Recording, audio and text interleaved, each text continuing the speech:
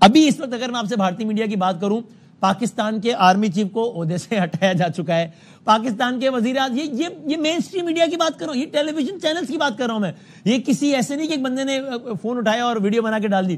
पाकिस्तान के वजीर आज़म को हटाया जा चुका है अपने ओहदे से, पाकिस्तान के आर्मी चीफ को हटाया जा चुका है अपने ओहदे से, पाकिस्तान के आर्मी चीफ अपनी फैमिली समेत बाहर चले गए हैं, पाकिस्तान का वजीर आज़म अपनी फैमिली समेत बाहर चला गया है, पेशावर जल रहा है, इस्लामाबाद में 10 नहीं 20 जगहों पर धमाके हो गए, 4 जहाज काबू में आ गए, 3 पायलट। ओ भाई, यहां जब मैं बैठा हूं कराची में, यहां से अभी निकले तो 18 मिनट की ड्राइव करके बंस रोड जाएं तो वहां पे लोग बनकवा और निहारियां खा रहे हैं, अपनी कैलोरीज का इंटेक करके बेड़ा गर्क कर रहे हैं अपनी क्या ये सब चल रहा है भाई।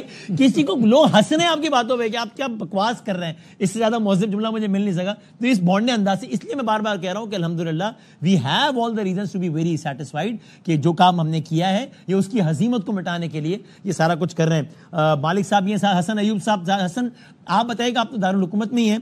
अभी मैंने खबर देखी इस ट्रांसमिशन के बिल्कुल आगाज से थोड़ी देर पहले ही किसी एक चैनल पे कि 20 मकामात में वहां हमला हो गया इस्लामाबाद में।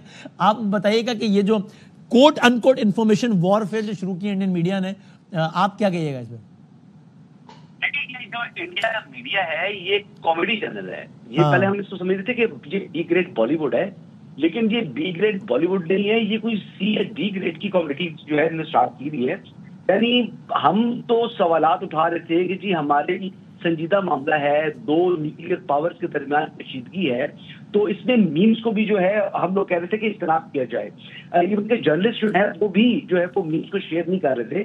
तो इनका मेन स्ट्रीम मीडिया अपने चैनल्स के ऊपर जिस किस्म की बोलियां मार रहा है, यानी इसके बाद तो इंडियन चैनल्स को जो है वो देखना मेरे ख्याल के मुताबिक जो है वो बहुत बड़ा जुर्म होगा। ये चैनल नहीं, ये मिस इन्फॉर्मेशन की, डिस इन्फॉर्मेशन की फैक्ट्री है, ये फेक न्यूज फैक्ट्रीज चल रही हैं और जिस किस्म का वो झूठ फैला रहे हैं, असल में तो बुनियादी बात बड़ी चीमा सा ताजा तरीन ये भी आई है कि कराची की समंदरी हुदूद की नाकाबंदी हो गई है।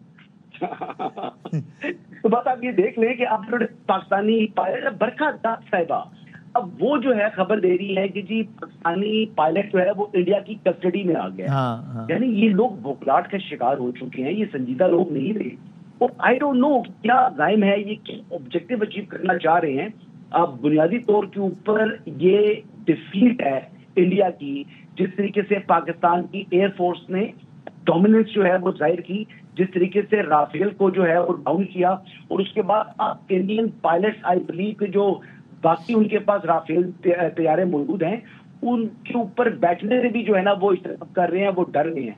इसी वजह से आज उन्होंने जो ड्रोन अटैक किया पाकिस्तान के ऊपर, और वो भी अटैक जो है वो नकारा बनाकर 29 ड्रोन पाकिस्तान ने गिरा दिए हैं। हाँ। तो अब ये तो पाकिस्तान की जो फौज है वो हर रोज कामयाबियां जो है वो नाम कर रही है अपने।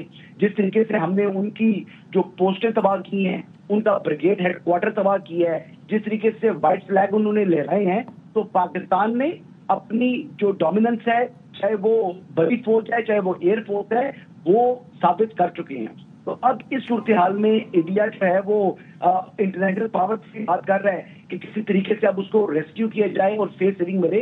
ये जो झूठी खबरें फैला रहा है वो अपने लोगों को जो है वो ये बताना चाह रहा है। आपको हमें 53 फौजी इंडियन आर्मी के सोल्जर्स मरे हैं पाकिस्तान के साथ जो कॉन्फ्लिक्ट हुआ है।